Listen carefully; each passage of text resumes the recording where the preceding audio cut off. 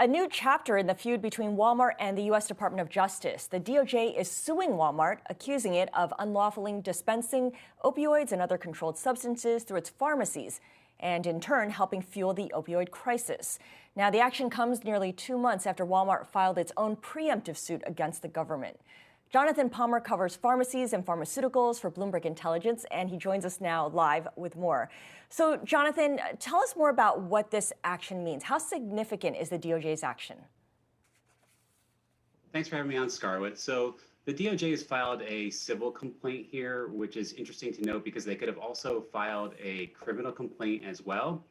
And really the primary distinction between the two is that the bar for a guilty verdict is a lot lower in a civil action. And that's not to say that they couldn't file a criminal action, but they started with this one first. And so the DOJ has been slowly going after all of those who have contributed to the opioid crisis. And by far the one that's most well known and the largest settlement they've gotten to date was Purdue Pharma, who settled both civil and criminal investigations for about $8 billion. And it's important to note, too, that this is somewhat separate than what we read about in the news regarding opioid settlements and litigation, because there's a multi-district litigation in federal court right now that consolidated a couple hundred local government and state cases, and that's against the distributors, the manufacturers, the pharmacies.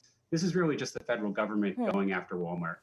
Okay, got it. So now that the federal government is going after Walmart, do we know how Walmart was unlawfully dispensing opioids, if it was simply fulfilling prescriptions?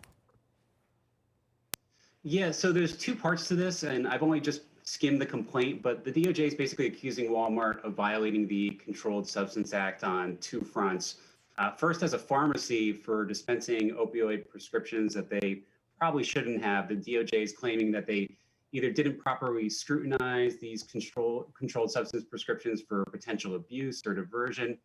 And then they're also saying, as a distributor, somebody who's distributing opioids to pharmacies, and Walmart has about 5,000 pharmacies in the US, that they failed in their duty to detect and report suspicious orders that fueled a lot of this crisis.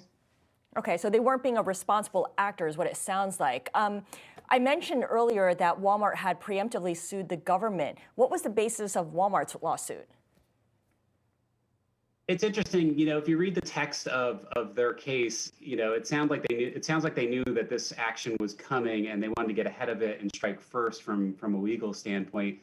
And so really they preemptively striked by saying, they wanted the DOJ to really clearly lay out what their obligations were or are as pharmacists.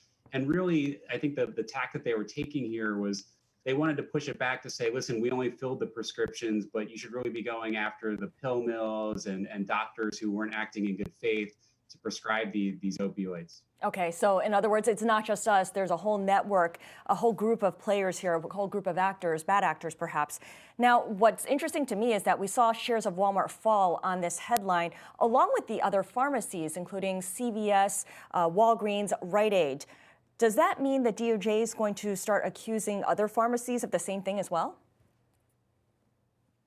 I don't know that we know for sure whether they're going to go after the CVSs or Walgreens, but they all operated in very similar fashions throughout this crisis. And so I think when the markets see these headlines, they immediately look at the other actors in this space. And so far, the primary discussions in the world of settlements around opioids have been around the distributors and the manufacturers, the people who have deep pockets. And I think the reality is that CVS is pretty profitable, Walgreens is pretty profitable, Walmart's sitting on $14 billion of cash. If the government starts to look around at who they could slap a fine on, these are the big companies that have the potential to pay.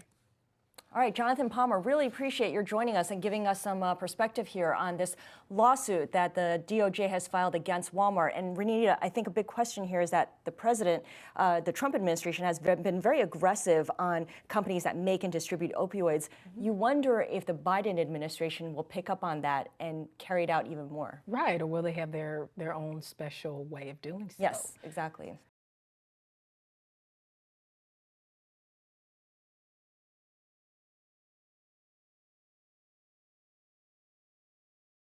The biggest stories the moment they happen from around the globe. Subscribe to Bloomberg Quick Take now for insight in an instant.